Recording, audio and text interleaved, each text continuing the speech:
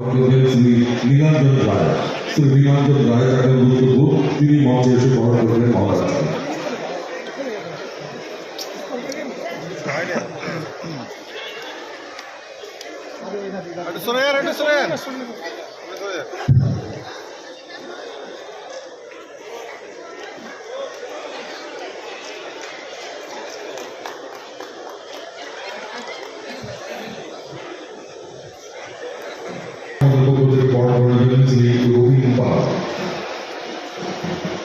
মাননীয় চেয়ারম্যান অমরনাথ চট্টোপাধ্যায় আসানসোল পৌর নিগম, তাকে আমাদের পক্ষ থেকে রবীন পাল তিনি বরণ করে নেবেন।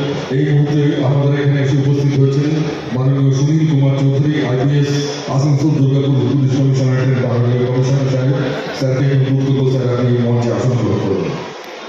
এই মুহূর্তে এসে উপস্থিত হয়েছেন আসানসোল দুর্গাপুর পুলিশ কমিশনারেটের মাননীয় কমিশনার সাহেব শ্রী সুনীল কুমার চৌধুরী, আইপিএস। আমি স্যারকে বক্তব্য স্যার আপনি অনুগ্রহ করে মঞ্চে আসন গ্রহণ করুন।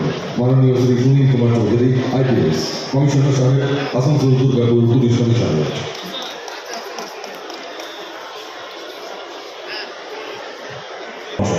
আমি শ্রী চন্দ্রশেখর চন্দ্র মহাশয়ের বক্তব্য তাকে বরণ করে নেওয়ার জন্য আসানসোল মাননীয় কমিশনার সাহেব সুনীল কুমার চৌধুরী। আমাদের আসানসোলবাসীর প্রাণের উৎসব, আমাদের এই শহরের সংস্কৃতি প্রেমী মানুষজন যারা, তাদের প্রাণবন্ত উপস্থিতি প্রত্যেক দিন এই উৎসব প্রাঙ্গণকে ভরিয়ে তোলে এবং তাদের উপস্থিতি আমাদের প্রতি বছর এইভাবে উৎসাহিত করে।